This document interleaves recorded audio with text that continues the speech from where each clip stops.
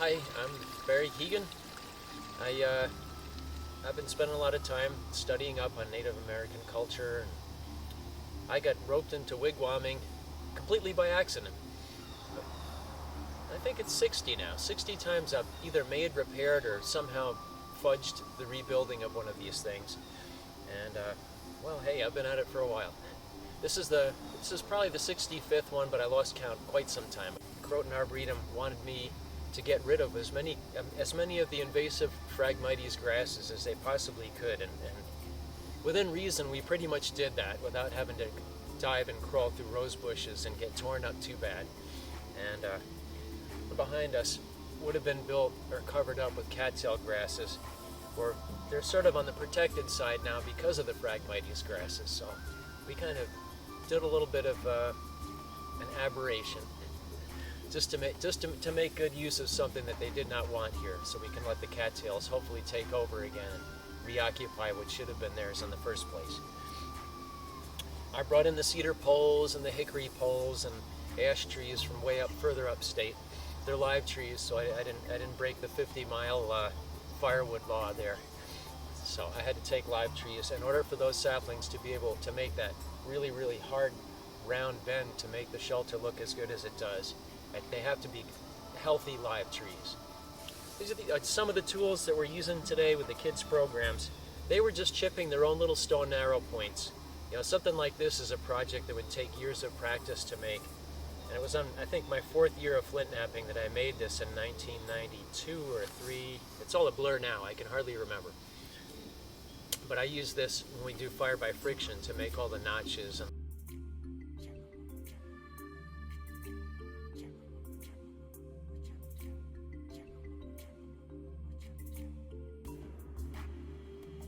The stone axe itself has been part of a number of dugout canoe projects, or making bark canoes, as well as cutting the poles for the shelter in back of us.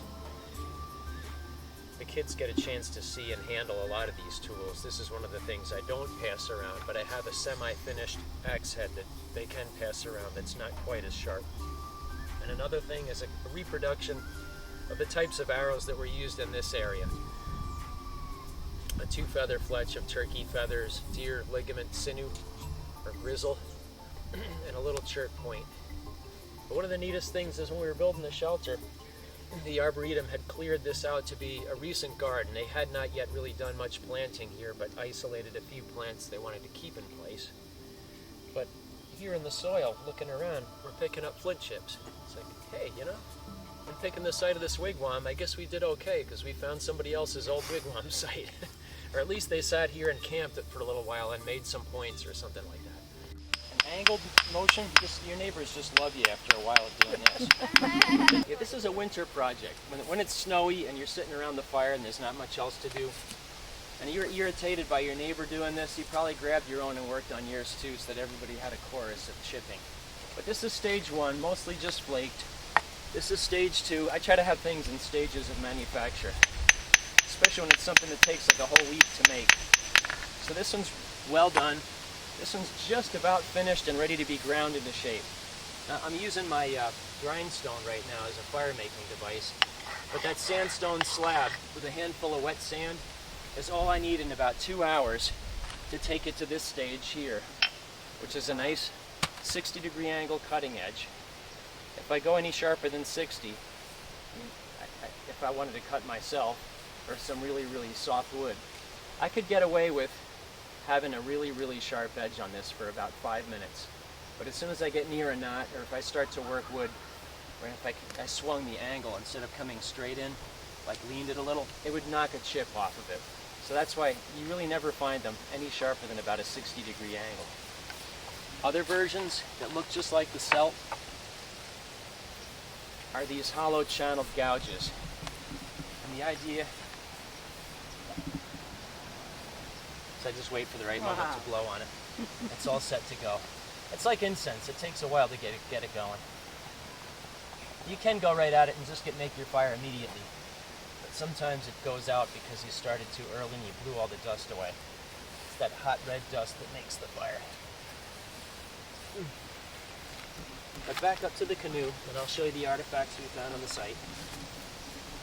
bows and arrows were worked with these same tools, but smaller versions. This tool I'll use on the inside. I'm not going to go crazy as if it was a full-size canoe. On a full-size canoe, I would chop literally like this hard. I'm not going to actually do that. What do you think this dull-looking tool, this dull-looking tool that doesn't even put a mark on me, can actually do that and leave a fairly smooth surface on the inside of this miniature canoe? That's pretty amazing. Yeah. This is a copy of one on an old Dutch map. Okay, Kitchewonk peoples, I hear, spent a lot of time in the summer. The buggier seasons were a good time for people that lived in this area to get away from all these mosquito-filled areas here in the hills and get down right out where the wind is along the shores of the Hudson River, or some of them headed way down to the Long Island Sound area as well, depending on which river you lived along. Here the Croton River just tended to flow you right out onto Croton Point, so they followed the river. It sure is an easy way to carry all your baggage. Just load them in a boat and paddle out.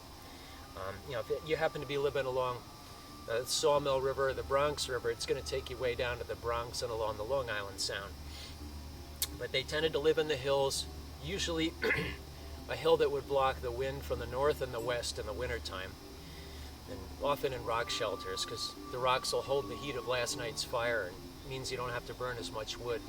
But in the summer, you didn't need all that. In the summer, it was better to be down where it was sunny and breezy, and you didn't have as much trouble with flies on the meat that you were trying to dry and store for later times.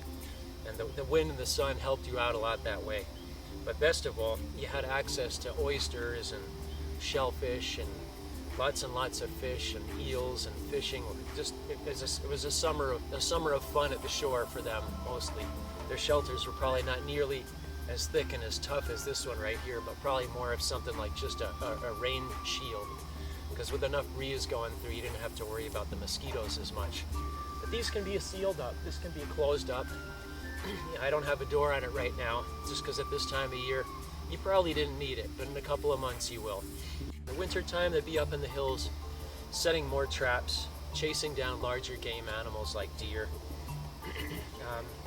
going around on snowshoes maybe, getting a lot of firewood, and later on starting to tap maple trees towards the end, towards springtime. That's just a real light overview of what was going on.